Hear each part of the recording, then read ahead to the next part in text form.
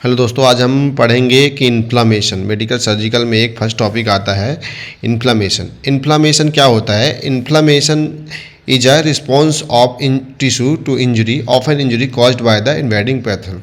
Inflammation क्या होता है? कहीं भी कोई भी चीज़ का इन्फेक्शन हो जाना या कोई इंजरी के थ्रू या कैसे कोई पैथोजन ऑर्गेनिज्म आपकी बॉडी में कोई इंटर कर गया है उस पार्टिकुलर एरिया में, तो वहाँ पे घाव पे रूप ले लेता है या कुछ वहाँ पे ऐसे चेंजेस आते हैं जिसको हम क्या बोल देते हैं? इन्फ्लामेशन। ठीक है, तो हम कैसे इसको जान सकते हैं? जैसे कि आपको ये इमेजेस में दिख रहा है ना कि जैसे कोई इंजरी हो जाती है या कोई ऐसा घाव होता है, कोई इन्वेडिंग पैथोजन आपकी बॉडी में इंटर कर जाता है, तो इसको हम ऐसे देख सकते हैं। सेकेंड थिंग इज कैसे हम इसको पहचान सकते हैं, है ना? अगर आपके शरीर में कोई स्वेलिंग होती है, स्वेलिंग मतलब पार्टिकुलर एरिया में कोई स्वेलिंग होती है या कोई रेडनेस आती है या पेन होता है, दर्द होता है। मोस्टली क्या होता है कि जहाँ पे कोई इंजरी होती है, इन्फ्लामेशन होता है ना, तो वहाँ पे पेन होता है हमको। Increase blood flow in the tissue causing, अब भाई कोई ब्लड फ्लो या कुछ कैसे रीजन हो सकते हैं। सेकेंड थिंग, अब इसको कॉजेस क्या क्या हो सकते हैं? कॉजेस बस किस कारण, हीट कोल्ड, है ना, कोई गर्म चीज़ रखना या कुछ छुप जाना या कुछ ऐसे होता है, तो बर्न, जल जाना, है ना, केमिकल इरिटेंट मतलब कोई केमिकल गिर जाना, एक्सरे कभी कभी रेडिएशन की वजह से भी होता है, इन्फेक्शन बाय पैथोजन, जैसे मैंने पहले बताया कि कोई इन्फेक्शन या कोई फॉरेन बॉडी आपके बॉडी में इंटर कर जाती है। ठीक है, हाइपर सेंसिटिविटी रिएक्शन, कभी कभी किसी चीज़ को किसी भी चीज़ से कई एलर्जिक रिएक्शन भी होता है या हाइपर सेंसिटिविटी होती है। ठीक है, कोई ट्रॉमा, कोई toxin medicine, physical injury like जैसे हमें कहीं से चोट लग गई या लाइक कोई लकड़ी लग गई, कोई लोहा लग गया है, कुछ भी हो सकता है ना।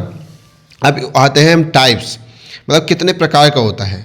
तो मैं सबसे पहले ऐसा भी आपको बता दूं कि जैसे किसी भी शब्द में आइटिस होता है, आइटिस अगर आता है तो वो इन्फ्लामेशन ही कहलाता है। जैसे अपेंडिसाइटिस, तो अपेंडिसाइटिस मतलब अपेंडिक्स में इन्फ्लामेशन हो जाना आपकी, और टाइटिस मतलब कान में इन्फ्लामेशन हो जाना। ठीक है, तो ऐसे कई तरह के आपको इन्फ्लामेशन होते हैं। जैसे पैंक्राइटिस हो गया तो आपके पैंक्रियाज में इन्फ्लामेशन हो गया, साइनाइटिस हो गया तो साइनस कहाँ होते हैं? आपके नोज में, तो नोज में इन्फ्लामेशन हो गया।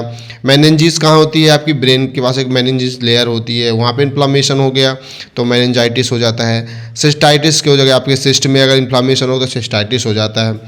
कोलाइटिस हो जाता है, कोलोन में आपकी इन्फ्लामेशन हो जाता है, कोलाइटिस हो जाता है। और फ्लेबाइटिस जनरली हम जो हॉस्पिटल्स में होता है कि क्या होता है कि कई जैसे वेन फ्लॉन्स यूज होती हैं तो उनको वहाँ पे स्वेलिंग हो गई, वहाँ पे रेडनेस आ गई, कुछ हुआ तो ऐसे हमको फ्लेबाइटिस कह सकते हैं। सेकेंड थिंग आते हैं रेनाइटिस। आपके रेनाइटिस मतलब यहाँ पे इन्फ्लामेशन हो जाना। टॉन्सिलाइटिस हो गया, टॉन्सिल में इन्फ्लामेशन हो जाना। वेस्कुलाइटिस, डर्मेटाइटिस, ऐसा क्या होता है जो कि आपकी स्किन में इन्फेक्शन हो जाना या कुछ इन्फ्लामेशन हो जाता है।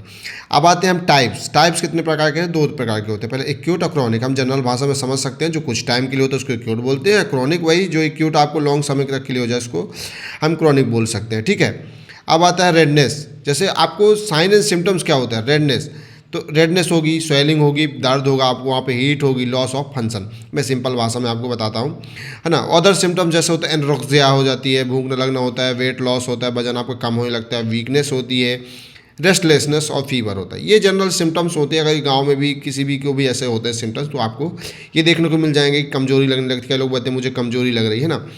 अब इसका फिजियोलॉजी बताते हैं कि ये कैसे आपके शरीर में ग्रो करता है। तो पहला होता है ड्यू टू कॉजेस, मतलब उसका रीजन क्या हो सकता है आपकी बॉडी में, वो कैसे कॉज किया, कारण क्या है वो। फिर जैसे अब कॉज तो हो गया, अब उसमें क्या होता है, जैसे कोई पैथोजन या कोई इंजरी हुई तो मास सेल एक्टिवेट हो जाती है। मास सेल एक्टिवेट कैसे हो जाती है? जैसे हम किसी से लड़ने गए या कोई हम बचाने आ गया तो हमारी बॉडी में ऐसे कुछ न्यूरोट्रांसमीटर हार्मोन्स होते हैं जो रिलीज होते हैं। ठीक है, तो फिर क्या करते हैं वो हमको सिम्टम्स शो करते हैं ताकि हम उसको बचा सकें। इंक्रीज कैपिलरी परमिएबिलिटी, फिर वहाँ पे स्वेलिंग आ जाएगी, फीवर हो गया, पेन हो गया, ब्लड फ्लो, फिर रेडनेस आ जाएगी। ठीक है, अब आते हैं उसका ट्रीटमेंट में।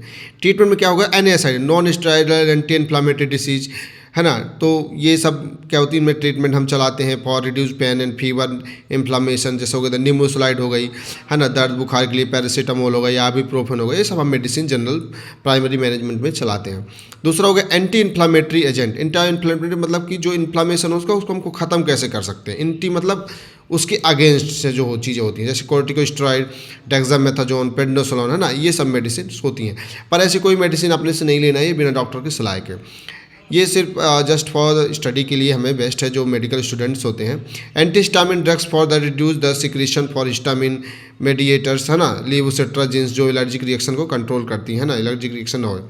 To reduce oedema visual prize RICE, RICE मतलब एक शॉर्ट फॉर्म होता है राइस, RIC, तो राइस का मतलब R intense for the rest, I means ice application मतलब उसको वहाँ पे सेकाई करना है, सी मतलब compression of the organ, E मतलब इलेवेशन, ठीक है। तो सेकंड थिंग्स आता है increasing to patient for taking plenty fluid, मतलब पेशेंट को ना मेडिकेशन के साथ साथ हमें डाइट भी मैनेज करना है, उसको प्रॉपर न्यूट्रिशन भी देना है जिससे उसकी प्रॉपर बॉडी मेंटेन रहे, है ना।